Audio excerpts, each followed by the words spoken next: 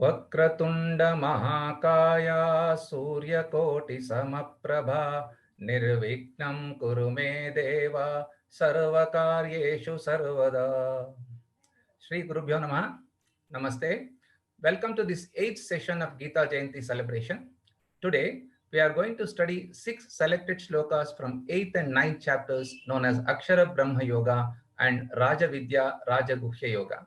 Dr. Divakar will explain the meaning of Mahamrityunjaya mantra Om Trayambakam Yajamahe after presentation of Gita shlokas. Dr. Sundar and Dr. Netravati will chant shlokas from 1 to 20 of chapter 8 at the end of our session. Now, let's listen to Dr. Hegde sir and his team of teachers. Sir.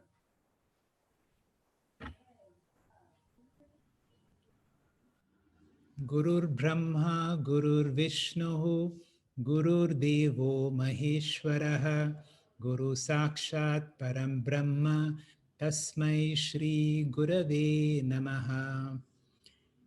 Yam Brahma Varunendra Rudra Marutaha, Stunvanti Divyaistavaihi, Vedai Sangapadakramopanisadaihi, Gayanti Yam Samaga, Dhyanavashtita Tatgatena Manasa, Pashyanti Yam Yoginaha, Yasyantam na Vidusura Suraganaha, Devaya Tasmai Namaha. Devaya Tasmai Namaha. Continuing our Gita Jayanti celebration, we have 6 selected verses both from the 8th chapter and the 9th chapter of the Bhagavad Gita. The 8th chapter is unique in that this particular chapter does not discuss Sadhyo Mukti, but it discusses what is called Shukla Gati for those people who are ardent upasakas. You are an ardent upasakas, and for some reason Guru Shastra Upadesha is not possible. So Shri Krishna is giving another option, what is called Krama Mukti, where a person after death goes through Shukla Gati, and this is what is discussed in this particular chapter. We will begin with Dr. Meenal. Dr. Meenal will explain verse 15. Over to you, Dr. Meenal, please. Thank you, sir. Let's read the verse first. Mamupetya punarjanma dukkhalayam shashvatam napnuvanti mahatmanaha samsiddhim paramam gataha. So this is a verse number 15 of chapter 8, and from this verse onwards up to verse number 22, Shri Krishna talks about two types of human goals: God and the world, that is infinite and finite, or spiritual and material respectively. An intelligent person will choose the prior over later, that is God over the world. This is because world or the materialistic goals have got threefold doshas. What are those threefold doshas? The first dosha is dukkha mishri tattvam. The possession of all materialistic objects is always mixed with pain or sorrow. First, the pain of acquiring, then the pain of preserving, and ultimately the invariable pain of loss. The second dosha is atriptikaratvam. There is no tripti or satisfaction in possessing material objects, as there is always something more to be had or something bigger to be acquired. So, no materialistic possession can actually give a total satisfaction. The third dosha is bandhakatvam. One should keep in mind that dependence on external factors, that is, the materialistic possessions, will only make me weaker and weaker. God dependence is self dependence, as God alone represents tripti, security, and fulfillment. Therefore, choosing God over the world is the wisest choice. Now, with this background, let us take a look at the verse proper. Mam upetya. Having attained me is the Lord, God. So, what is the advantage of attaining God? Mahatmanaha punarjanma na apnuvanti. Mahatmanaha are those wise people or great people who have made the right choice. Punarjanma na apnuvanti. The wise people who have made the right choice do not come to finitude again. It is to be noted here that Punarjanma does not stand for rebirth, but it denotes finitude. Na apnuvanti, do not come. They do not get finitude. And this finitude here is in form of dukkhalayam or shashwatam. Dukkhalayam is the temple of sorrow or abode of misery. Ashashwatam is ephemeral, fleeting, impermanent. Then what will happen to such people? Sam siddhim paramam gataha. They accomplish the highest goal of purnatvam or moksha. So, the gist of this verse is that wise people, having attained God, having known God, do not come to finitude of this materialistic world, which is nothing but an abode of misery and sorrow, which is ephemeral and impermanent. Instead, these wise people, having chosen God over the world, attain the highest goal of moksha. Thank you very much. Hari Om. Thank you, Dr. Meenal, for giving us a nice overview of what this chapter is about through this particular verse.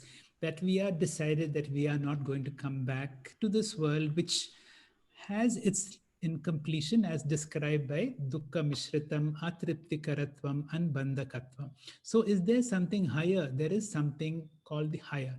And this higher or the infinite, which is free from all these defects, can be obtained by two methods. One is Sadhyo Mukti, where you go through a Guru Shastra and get freedom here and now. But all of everybody may not have that kind of inclination. They may not have an opportunity of a guru. But if you are an upasaka, particularly a nishkama upasaka, we will hear more of that, then the upasana devata's responsibility is it that you have trusted, and it will be the responsibility of the devata to see you through. And therefore, if you remember God all through your life, particularly, and if you remember even in the difficult moments, you remember God. So that is how this chapter goes on. Sharmila will explain to us verse 28. Over to you, Sharmila, please. Hari Om, sir. In this final verse of chapter 8, Lord Krishna concludes that the yogi or Saguna Ishvara Upasak or intelligent seeker chooses Upasana Yoga over Karma to attain the Supreme God. Vedeshu yagneshu tapassu chaiva daneshu yat punyapalam pradistam atyeti tat sarmavidam viditva yogi param sthanam upaiti chadyam. Having known and understood the teachings of the previous verses, the yogi goes beyond all that punya palam, which is promised with regard to the study of the Vedas, performance of yajnas, practice of austerities, and also the act of charity. He attains the supreme and primal abode. Let us understand some of the practices mentioned in this verse. Upasana is a mental activity associated with Saguna Brahman, who is God with attributes like Rama and Krishna. There are two types of upasanas. Sakama upasana, where a person practices meditation for material benefits, and Nishkama upasana, where he practices meditation for spiritual benefits. Nishkama upasana is of two types. In the first type, the upasak gets sadhyo mukti or jivan mukti, which is moksha in this life. In the second type, he gets krama mukti, which is moksha in Brahma Loka.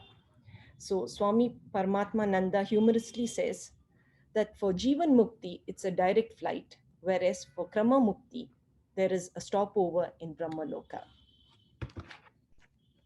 From verses 23 to 27, Krishna describes two types of travelers taking two different paths, leading to two different destinations.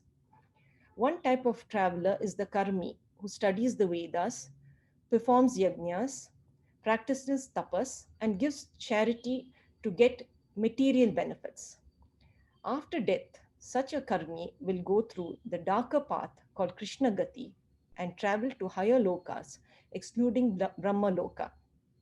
He will enjoy all the material benefits till his punyam is exhausted and then return to Manushya Loka. The second type of traveler practices Nishkama Upasana. And because of this practice, he's thinking only of God. So after death, this Upasaka will travel through a brighter path or Shuklagati and will reach Brahmaloka, where he gets Nirguna Ishvara Jnanam and attains moksha in Brahmaloka. And this destination is called Krama Mukti, which is an infinite one. A very important point here is that Krishna is only talking about the Karmi and Upasaka in chapter 8. Both are ignorant of Nirguna Brahman, as both have not reached Jnana Yoga. Hence, Jnanam is not an option here. So this chapter is sometimes called an odd man out chapter. In the final verse, Krishna concludes by saying, if we have to choose between karma and upasana, it is wise to choose upasana, as it will give krama mukti, which is an infinite goal. Thank you. Thank you, Sharmila. That was very clear and nice of the flow, our choices and options that we have as a seeker, and what we should follow and what we should not follow. As you know, this is an odd man out chapter. Krishna all along wants us to have Sadhyo Mukti. That means Jivan Mukti. While we are alive, to be able to taste the glory of Brahma Vidya. But this particular path that we are all following may be difficult for a strong upasaka who is not able to let go of one's devotion to Bhagwan. And this thought of this knowledge and all these prakriyas or the techniques and drikdrisha may sound a little too intellectual and cognitive. For such a person who is a person of the heart, he is able to relate to his Lord like one relates to one's beloved. And when there is that oneness with the Lord, then it's God's responsibility to take, as you so nicely said, with a stopover at Brahmaloka. There, the final wisdom is given that there is really no difference between you and God. And this is what is called praptasya prapti. The beauty is we are already that which we can possibly be. And the whole wisdom is the discovery that this, the blockage, whatever we have, that ignorance of our true nature is revealed either in this life or at our stopover location. We have one more verse, or we now go to the 9th chapter of the Bhagavad Gita. The rest of the verses for today's classes will come from the 9th chapter of the Bhagavad Gita. Now we come back to the mainstream Bhagavad Gita, which is on Sadhyo Mukti. Remember, Jnana Yoga at certain places is described as extremely difficult and abstract. In the Kathopanishad, it is described as a razor's edge. Somerset Maugham has written a book based on Kathopanishad, where the path that we follow right now, Jnana Yoga, is described as walking on a razor's edge. It is extremely difficult. But Krishna in this chapter uses the word susukam. He says it is extremely easy. Easy for whom? For a person with a prepared mind. And where is this prepared mind? The one who has a certain amount of devotion. Preparation happens as a byproduct. Krishna gives another warning. There are some people who can be in Jnana Yoga for years and not be able to get it. That is why this can remain a secret, and therefore it is through our satsang, through our interactions, to be able to help each others to be able to get that secret. That secret really will be revealed by God himself to those who have Shraddha. Finally, this topic is one of the best topics ever that we have on Bhakti. Our ignorance of the true nature of God is the cause of samsara, and Bhakti is the solution to this problem of samsara. We have Venkatesh Prasad will describe some of the opening verses which talk about what I've already said. Over to you, Venkatesh. Thank you, sir. Shri Gurubhyo Namaha.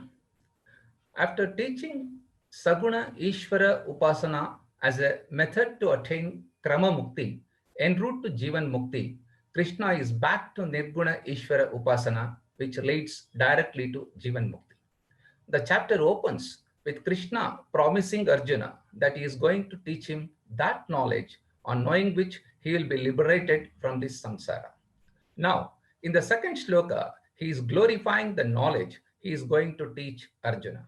The verse proper reads as under: Raja Vidya Raja Guhyam Pavitramidam Uttamam Pratyakshavagam dharmyam susukham kartumauhyayam. This is the greatest knowledge, the greatest secret, the most sacred, directly attainable, unopposed to dharma, very easy to pursue and imperishable. As we move on to the next slide, let us look at each one of them one by one. Raja Vidya. Ishvara Gnana is the greatest knowledge among all disciplines of knowledge. This is the knowledge that deals with the highest Nirguna Swarupam.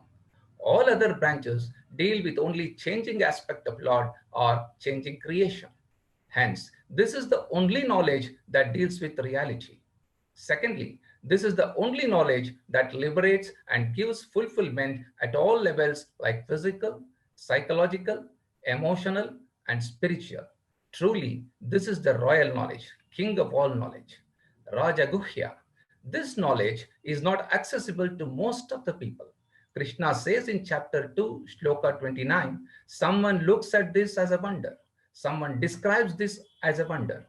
Some other person hears this as a wonder. And there are some who will never understand even after listening it for years. And this knowledge remains a secret. Hence, this is Raja Guhya, the royal secret. Next, Pavitram Uttamam. The next glory of this wisdom is Pavitram. It is the greatest purifier of creation, which removes all the impurities in the form of Agami Karma, Sanchita Karma, Papa Punya, Raga Dvesha, Kama Krodha, the psychological impurities, and the worst impurity called ignorance, that is Ajnana. In the fourth chapter, Krishna says, Nahi gnanena sadrisham pavitramida uttamam. While Ganga Snanam purifies only past impurities, this knowledge not only destroys past impurity of Ajnana, but also guarantees future purity. Hence, this knowledge is pavitram and uttamam. Pratyakshaavagamam. Apart from being pavitram and uttamam, it is also pratyakshaavagamam. It is available directly here and now. It is not a promise after death, which is unverifiable. It is experienceable in this life itself. One can feel and enjoy the inner peace, manashanti, dharmyam. That means it is in keeping with the Vedic teaching.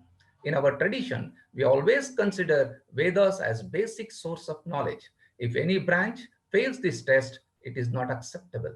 Buddhism was not accepted in India as it was Veda Virodhi and was considered Nastika Darshana. Nastik is not the person who doesn't believe in God, but one who doesn't have faith in Veda. Krishna emphasizes that this knowledge he is going to impart is as per Vedic tradition. Hence, dharma. Susukham kartum. Getting Jivan Mukti by attaining this knowledge is far easier and comfortable than that of Krama Mukti route. For Krama Mukti, you have to follow Saguna Ishvara Upasana throughout life consistently, and at the time of death, sit in proper position, withdraw all pranas and sense organs, bring them to heart, force it through Sushumna Nadi, and carefully release it through Brahmarandra. After all this, go to Brahmaloka, provided there is no traffic jam in Shuklagati. There again, attend Vedanta class of Brahmaji and resume journey to Jivan Mukti. Hence, this knowledge route is Susukham, Avyayam. Finally, it is Avyayam. This knowledge is imperishable in terms of its result. One will get the benefit of moksha, which is permanent, unlike higher loka. Higher loka is also a phala, but not avyayam. It is not inexhaustible. It is vyayam, lasts only until karma phala gets exhausted. Hence, this knowledge is avyayam. Coming speakers will unwrap this great knowledge. Hari Om. Thank you, Venkatesh, for giving us so many attributes, so many descriptions about the glory of the topic that we are studying, Brahma Vidya, which we study in the Bhagavad Gita and in the Upanishads. Often I used to think Krishna as a great advertiser who exaggerates things by saying this is a royal knowledge, Raja Vidya. It is a royal secret, so to enhance our interest in this topic.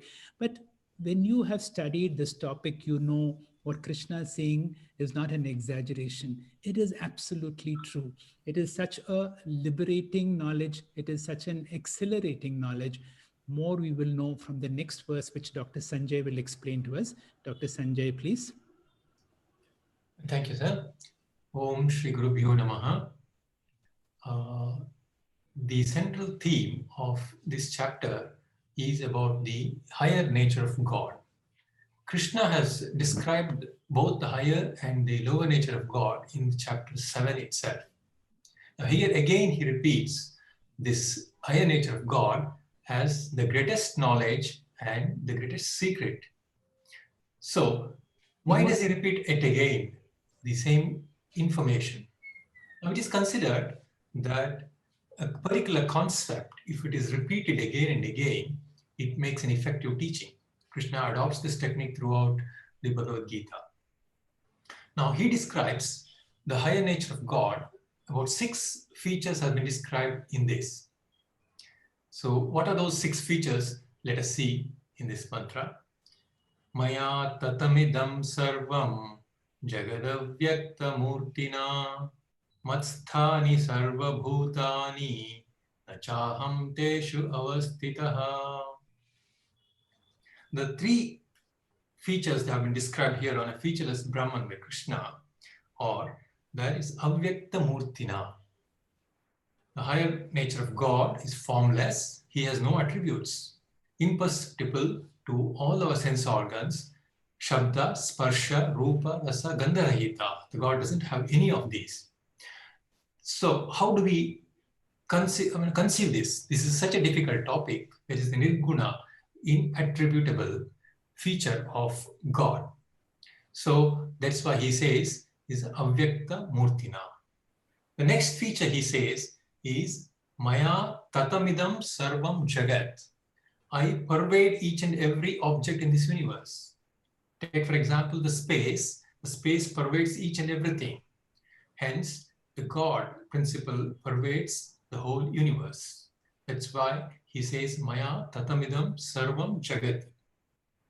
Then he says jagat adhishthanam. I am the supporter of the entire universe. By saying matsthani sarva bhutani. I am the supporter of the entire universe. All beings are being supported by me. Nachaham teshu avastitha. But I am not in them. Now here we should see the consciousness, the higher principle, supports the matter. On the other hand, matter does not support the consciousness. So consciousness is the supportless support of the whole universe. So these 3 are mentioned in this verse. The next 3 are mentioned in the subsequent verses. They are the asangatvam. The principle, the God principle cannot be tainted by anything. Take for example the space. Space cannot be tainted by anything. And at the same time he says he is the creator, he is the sustainer, and everything resolves back into him by saying Jagat Srishti Sthiti Laya Karanam. Now the last feature he mentions is that he is a pure witness, not attached to any of the action. He says he's the supporter of the universe, then he should have something as a karta or bhokta. But God is a pure witness, he does not do anything. So that is what is meant by unattachment to action.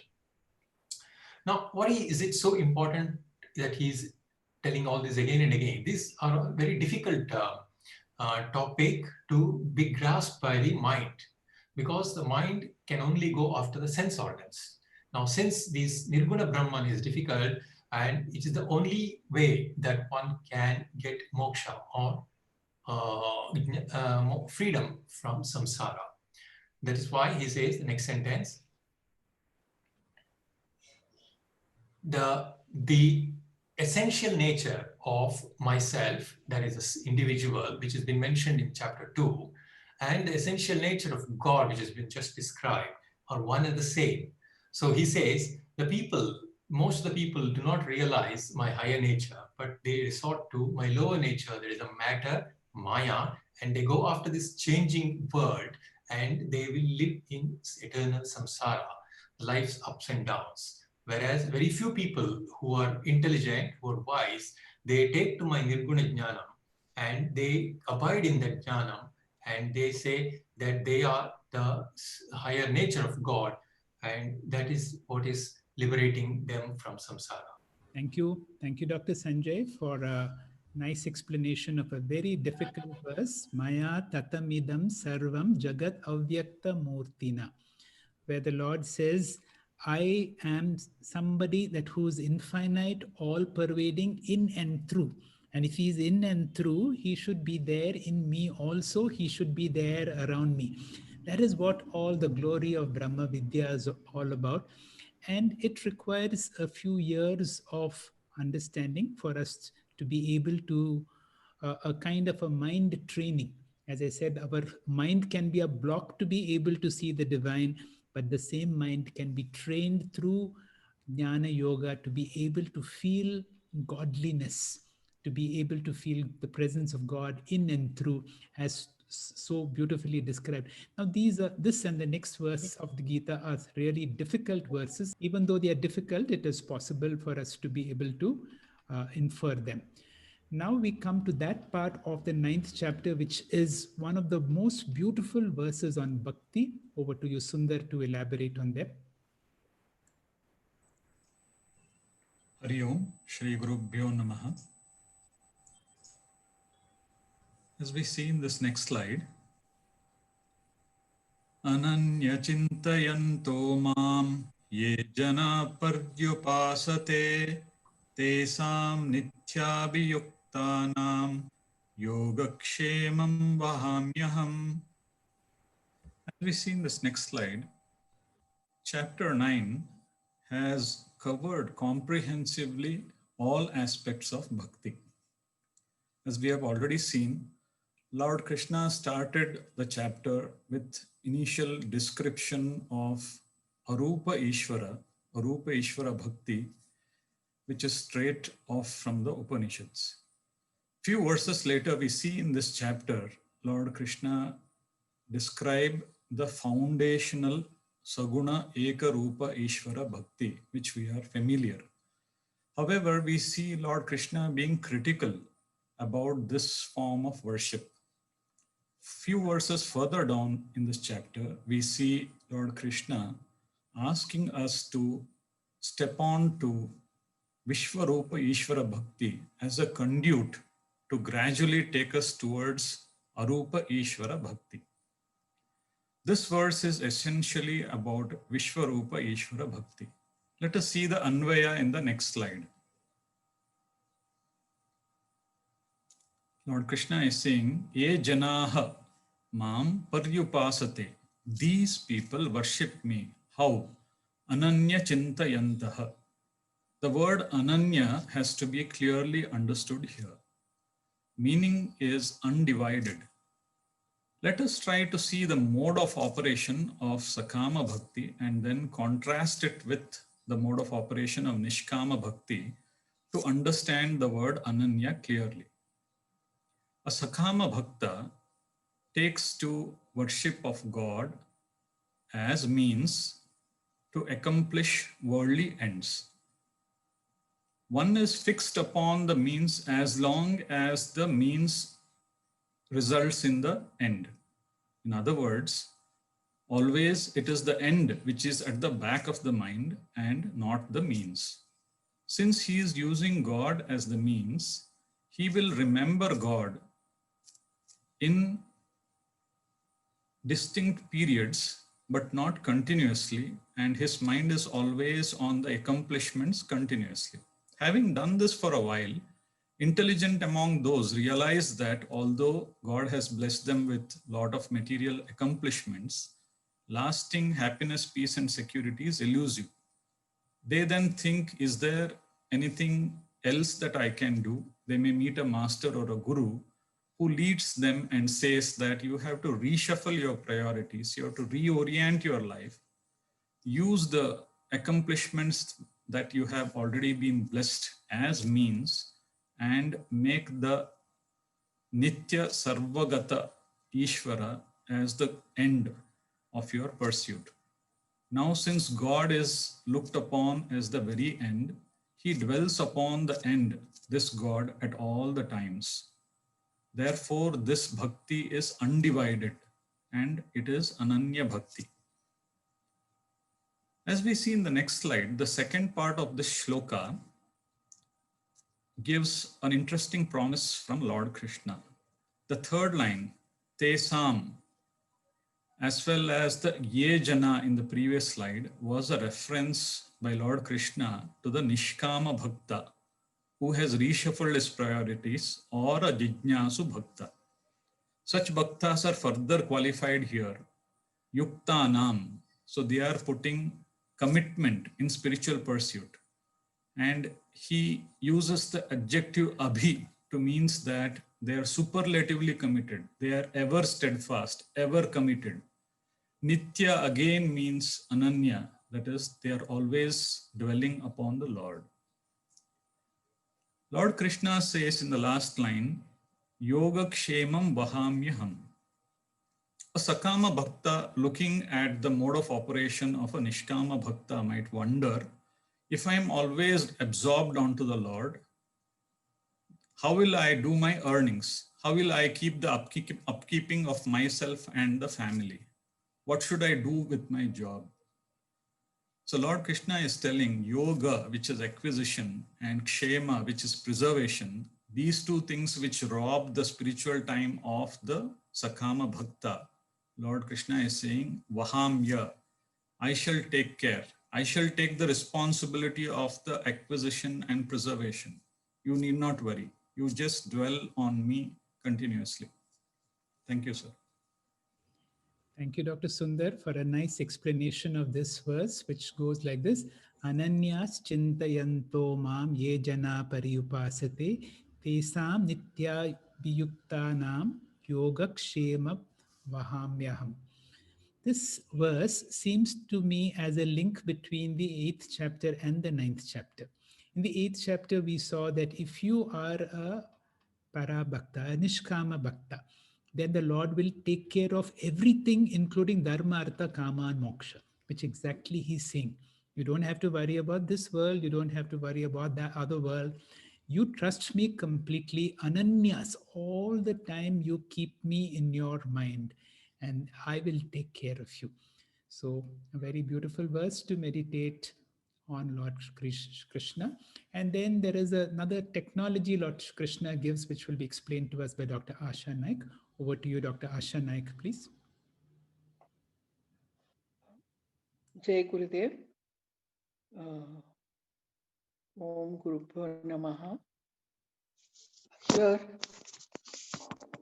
9th chapter, from 22nd to 29 verse, Lord Krishna has classified bhakti into two types, Sakama Bhakti and a Nishkama Bhakti. Sakama Bhakti and Nishkama Bhakti classified on the basis of intent or motive which is expressed or practiced. Here we are talking about bhakti of Ajnani only, because Jnani has already attained moksha and he doesn't need kama, artha, dharma, and he's not interested anymore. So now here, difference between Sakama and Nishkama Bhakti is, Sakama Bhakta, he worships Lord and for the sake of everything else other than God. He wants everything else. And Nishkama Bhakta is not interested in anything other than God. Sakama Bhakta does namaskara to get whatever he wants, and Katopushinashada, it is said as a praise that is interested in materialistic desires. Dharma, Artha, Kama, and Moksha. Nishkama Bhakta, I do not want anything other than you, prayer. Prayer is done like Hanuman does, that I am Dasya and Rama is God. Sakha, I am, Krishna is God and I am Sakha. Vatsalya, Yashoda says, you are Balagopal and I am your mother. Whereas Meera prays like a husband and it is called Madhurya. Here, Sakama Bhakti is symbolic praying. He prays for the Lakshmi to get money and then ask for prosperity. Sakama Bhakta, when he wants power, he prays to Surya and asks for more energy and control. Whereas when they want knowledge, they pray to Saraswati and they want to do well in study and exams. It is Apurna Swarupam of God in symbolic prayer. Whereas Niskama Bhakta, you pray to infinite God, and in Bhagavad Gita it is Krishna, whereas Shiva Kanda it is Shiva, and Devi Purana it is Devi. It is Purna Swarupam. In Sakama Bhakta, rituals are very complicated. They're very rigorous rules and regulation. You have to have a proper deity, Naivedya, dress, Dakshina, and if you don't follow, you will, next slide, sir, you will have a prayaschitta, and it is really complicated. Whereas if you say Vishnu Sahasranama, if the Uchara is not all right, then it is, you get papa. Whereas in Nishkama Bhakta, he is a Mumuksha Bhakta, and there is no precondition. He can pray anytime, and even if you go wrong in Uchara, he will not get papa. As Dr. Sundar explained, here Sakama Bhakta is interested in means and not in end, but Nishkama Bhakta is interested in end and not in means. So the verse goes like this: Yat karoshi yadashnasi yad juhosi dadasi yat yat tat pasasyi kaunteya tat kurushva mad arpanam. This next slide, sir. This is so poetic. Yad karoshi, yad ashnasi, yad juhoshi, yad dadasi, yad tapasyasi. The meaning is, karoshi means whatever you do. Ashnasi, eating. Juhoshi, offering prayers. Dadashi, whatever you give in charity. Tapasyasi, whatever austerity you undertake. Purusha tat, dedicate that to me. Mad arpanam, an offering to me. Okay, so Swami Paramarthananda has explained it so well that whatever you are consuming things, suppose you are eating something, you are drinking something, and you are associated with some work, you just do that arpanam and just think of the God. You can do it anywhere. As a prayer, it is said as Kayena Vacha Manasena Indriyam Buddhyat Manana Prakrita Swabhavat Karomi yat sakalam parasmi narayanoti samarpayami. Any work you do, you dedicate to the Lord, and it can be function as a puja.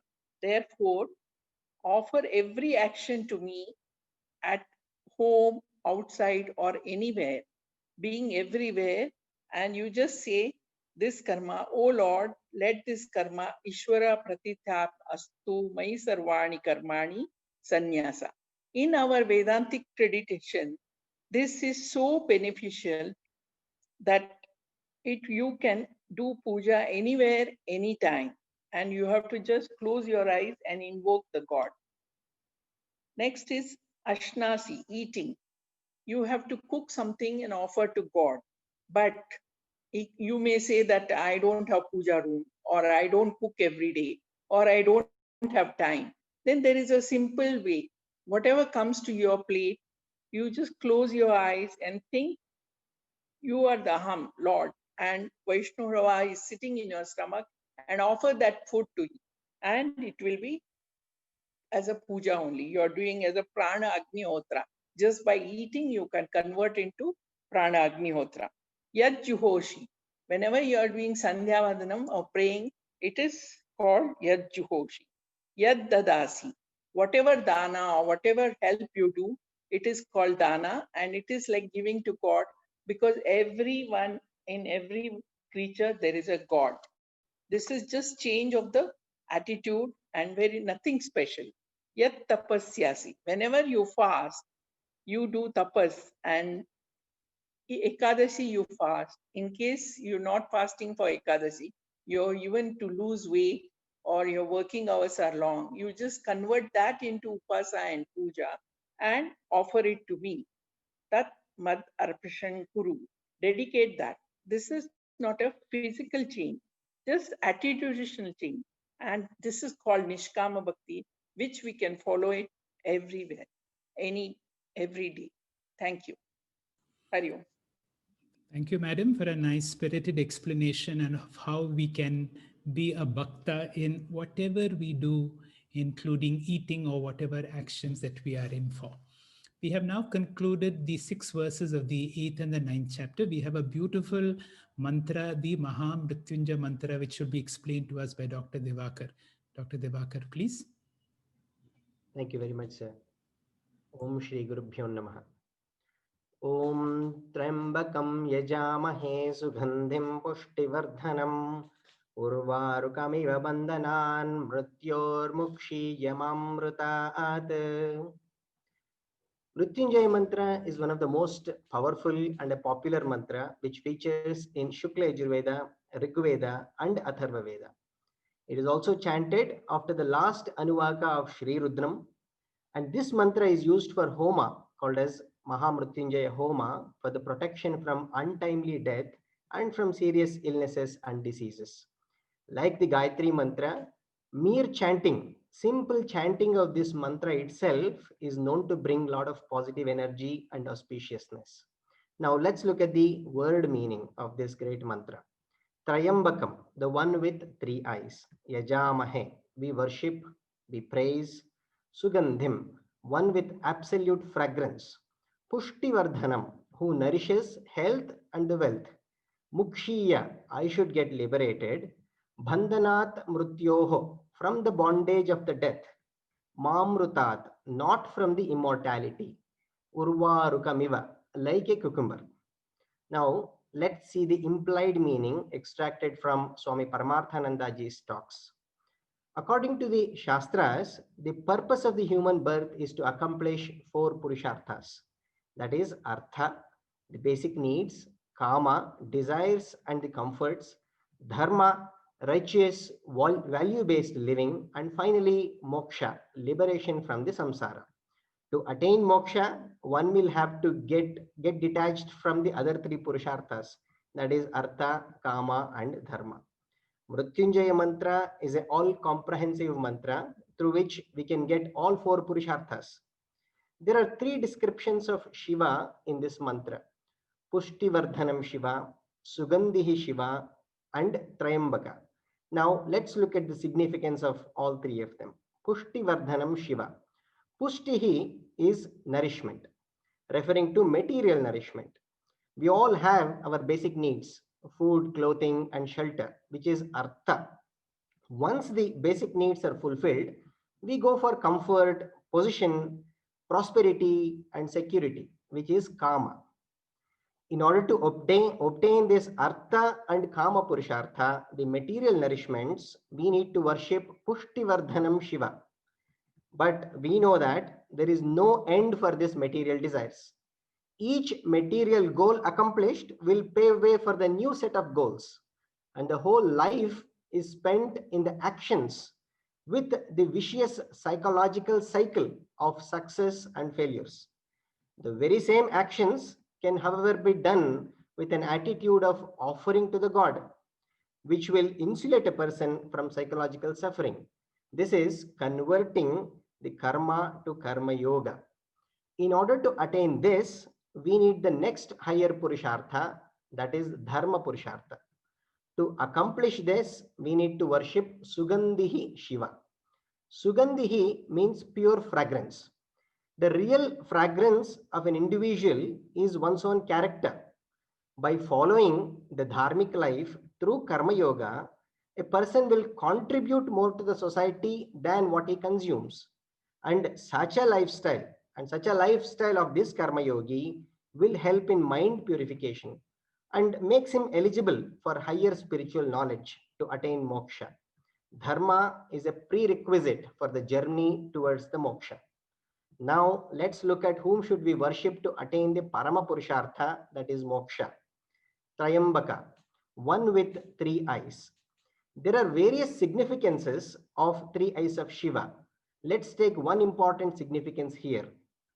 That is 2 eyes representing the Laukika Chakshu, the material eyes, and the 3rd eye is the Divya Chakshu or the Atma Chakshu or the Gnana Chakshu. It is nothing but the Atma Gnanam itself. Atma Gnanam is the supreme knowledge, that is becoming aware, becoming aware from the Shastras and from the competent Guru that my real nature is the immortal Atma, the consciousness. I have no birth, and therefore, where is the question of the death? Birth, death, and the rebirth are only from the standpoint of my inferior identification, my lower identification, which is my body and mind complex.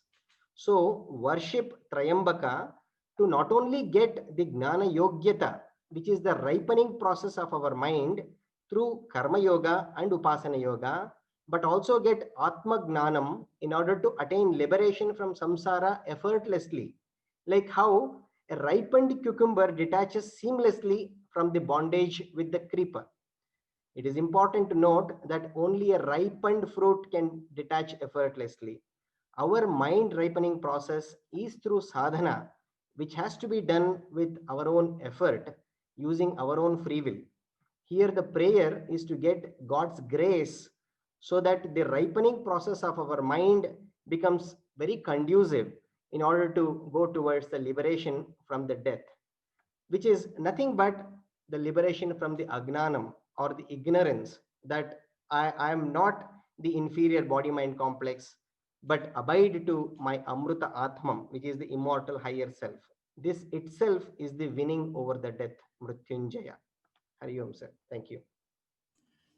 Thank you, Dr. Devakar, for an excellent explanation of this beautiful mantra, Trayambakam Yajamahe Sugandhim, the Mahamrityunjaya mantra chanted particularly in moments of difficulty and death. As you rightly explained, the whole prayer is to compare yourself to a cucumber, how the cucumber is connected to the plant, but the connection is there, but it is extremely slender. When there's detachment possible, when the detachment is possible through all the sadhanas and the sadhanas that help you to realize that this life of mine is not as real as I think. The more I give a sense of reality, the greater the detachment is. But the more I give a sense of unreality, it becomes easier to detach. Additionally, when Swamiji first said that this mantra gives dharma, artha, kama, moksha, I looked again and again. And this beautiful slide, as you had put up, Swamiji has so nicely explained, Pushti Vardhanam represents artha, kama, purushartha. Sugandhim represents dharma, purushartha. And Trayambakam represents moksha, purushartha. And this tiny verse, that is why it is such a powerful mantra indeed. I will take a few minutes to explain, not only give you a story, in fact, we'll have two stories, but I will tell you a little bit about the background of how to listen to stories, particularly for seekers of truth. For centuries on, great masters have been using story as a method of transferring the truth. There is one problem. All of us are seekers of truth. We want the truth. But the problem is, whenever the truth is given as such, the first reaction is one of resistance. So teachers have got a method, have got a capsule. They give the truth in a capsule. We swallow it. And then, not realizing, slowly it breaks open and it reveals the truth at a moment when we are really unprepared for. In our clinical work, we see this all the time. There is a cheerful, bubbly little boy running around your consulting room. The parents know from previous consultation that the child is harboring a serious brain tumor. They have come to you for a second opinion. They look into your eyes and say, "Doctor, tell me the truth. What is wrong with my child?" The moment you look at the scan, you know the truth. And you also know one thing, the parents are not ready to accept the truth as it is. Although they are looking for the truth, they are not ready for truth. And that is why part of our challenge in our professional work is how to be able to present a truth in a manner which is acceptable. At the same time, we cannot say something other than the truth.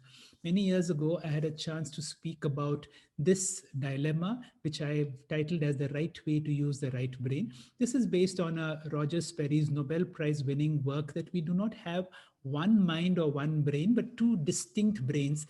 The left brain, which is predominantly mathematical, logical, sequential, expressive, achievement oriented, whereas the right brain is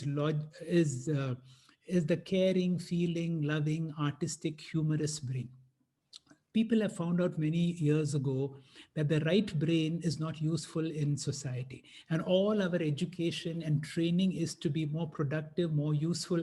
And therefore, this right brain, which is particularly useful to live a full, happy life, especially into the world of spirituality, is not trained. And therefore, for those of us in the path of spirituality, we need to open up our hearts. And that is a challenge, because when you are extremely logical, you are not able to see the beauty of a story. You have to listen to a story like a child listens to a story. The child does not evaluate, the child does not judge, but the child listens to the story. And when you listen to the story like little children, now the Shiva Sutras are like Brahma Sutras, extremely cryptic, extremely very brief.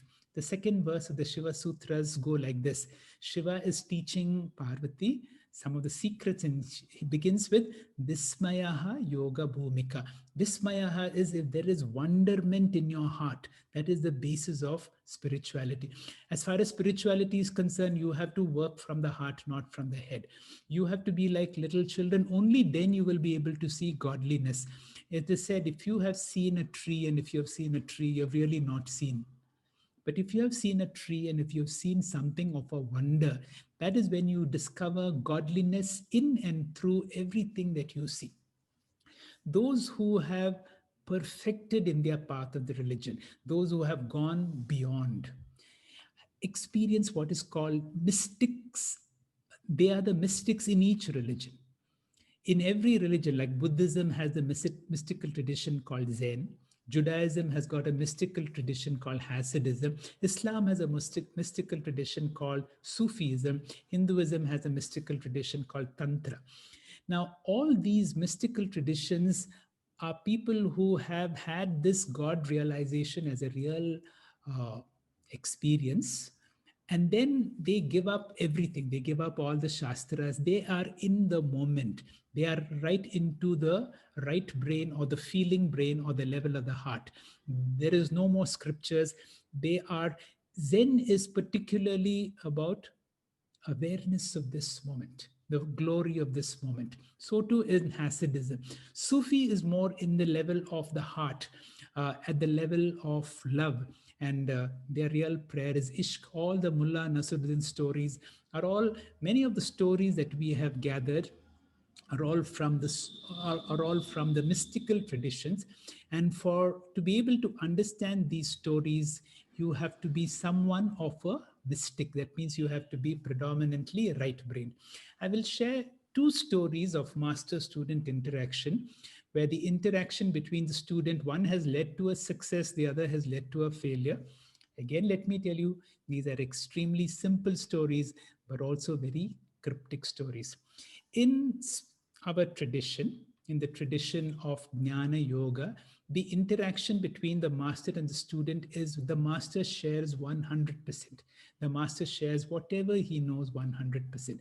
And yet the student, when he has gained all the knowledge, sees, I am here and you are there. There was a student who persisted with the teacher. Maharaj, you have not given us the final training. But the teacher said, I have shared with you all that I know. He said, come, let us go for a walk. As they were going for a walk, they heard a bird sing. The master listened to it and said, did you hear the bird sing? He said, yes. Now you know that I have not hidden anything from you? The student says, yes. Something of the presence of the master, the very presence of the master, has made the student so aware that he was able to see the extraordinary in the ordinary. And sometimes the shift is just that much, and that small shift is all the shift that is required. Let me share another story. This is a story of a man who comes to meet a great master. He was wearing sannyasi clothes. He was talking sannyasi language. And when two sannyasis are talking, they have a certain proximity where a grihastha and a sannyasi does not have.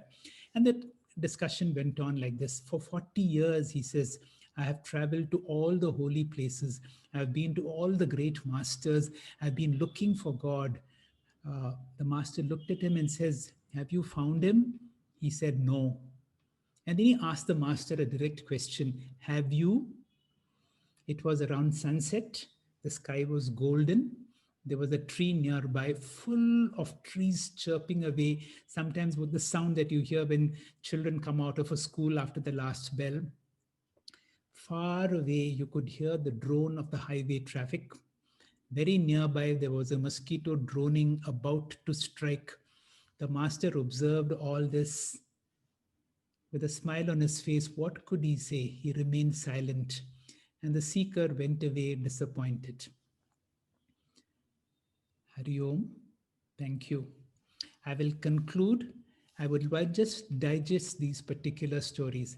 I will conclude with these verses with these lines from the concluding lines of one talk of Osho, where he talks about the importance of awareness of this moment when these stories become real. He says, once awareness is born, you're getting out of the past and you're getting out of the future. You are becoming more present to the present. You are attaining to a kind of presence. All your senses will become so pure, so sensitive, so sensuous, so alert and alive that the whole life will take a new intensity. You will attain to great zestfulness.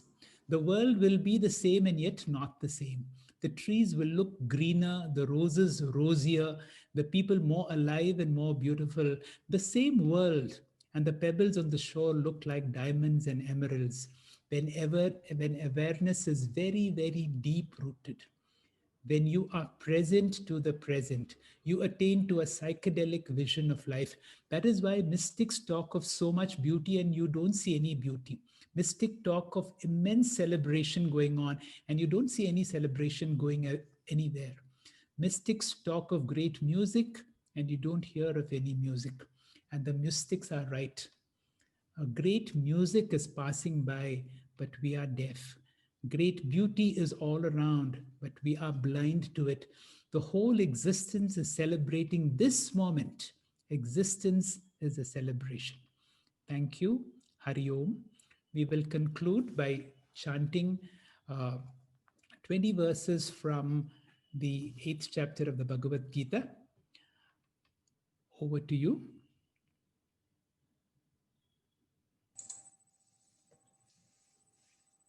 अथ अष्टमोऽध्यायः अक्षरब्रह्मयोगः अर्जुन उवाच किं तद्ब्रह्म किमध्यात्मम् किं कर्म पुरुषोत्तम अधिभूतं च किं प्रोक्तम् अधिदैवं किमुच्यते अधियज्ञः कथं कोत्र देहेऽस्मिन् मधुसूदन प्रयाणकाले च कथं ज्ञेयोऽसि नियतात्मभिः श्रीभगवानुवाच अक्षरं ब्रह्म परमं स्वभावोऽध्यात्ममुच्यते भूतभवोद्भवकर विसर्गः कर्म संज्ञितः अधिभूतं क्षरो भावः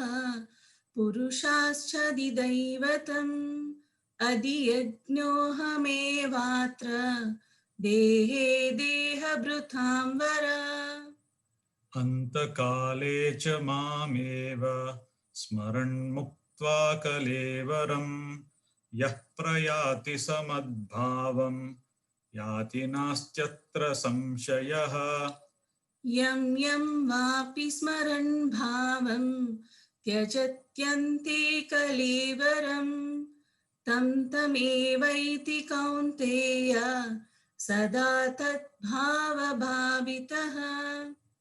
तस्मात् सर्वेषु कालेषु मामनुस्मर युध्य च मय्यार्पितमनो बुद्धिः मामे वैश्यस्य संशयः अभ्यासयोगयुक्तेन चेतसा नान्यगामिना परमं पुरुषं दिव्यं याति पार्थानुचिन्तयन् कविं पुराणम् अनुशासितारम् अनोरणीयां समनुस्मरेद्यः सर्वस्य धातारमचिन्त्य रूपम् आदित्यवर्णं तमसः परस्तात् प्रयाणकाले मनसाचलेन भक्त्या युक्तो योगबलेन चैव भ्रोर्मध्ये प्राणमावेश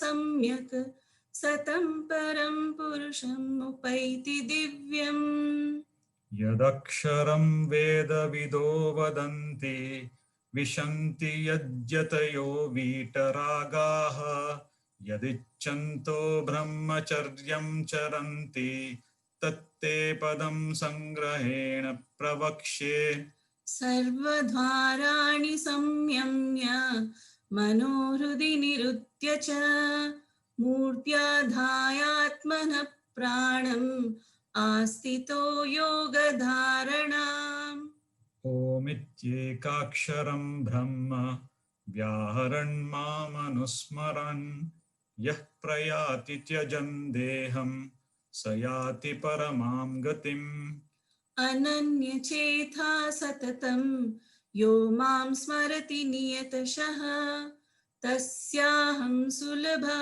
पार्थ नित्ययुक्तस्य योगिनः मामुपेत्य पुनर्जन्म दुःखालयमशाश्वतं नाप्नुवन्ति महात्मानः संसिद्धिं परमां गताः आब्रह्मा भुवनालोकाः पुनरावर्तिनोऽर्जुन मामुपेत्य तु कौन्तेय पुनर्जन्म न विद्यते सहस्रयुगपर्यन्तम् अहर्यद्ब्राह्मणो विदुः रात्रिं युगसहस्रान्तां तेहोरात्रविदो जनाः अव्यक्ताद्व्यक्तयः सर्वाः प्रभवन्त्याः रागमे रात्र्यागमे प्रलीयन्ते तत्रैवाव्यक्तसंज्ञके भूतग्रामः स एवायं भूत्वा भूत्वा प्रलीयते रात्र्यागमे वशः पार्थ प्रभवन्त्यः रागमे परस्तस्मात्तु भावोऽन्यो व्यक्तो व्यक्तात् सनातनः यः स सर्वेषु भूतेषु नश्यत्सु न विनश्यति श्री गुरुभ्यो नमः हरि ओम. Thank you, Dr. Sundar and Dr. Netra, for the chanting. Both are professors. Dr. Sundar is a professor of plastic surgery at the St. John's Medical College, and Dr. Netra is professor of neurology at NIMHANS, Bangalore. Over to you, Venkatesh Prasad.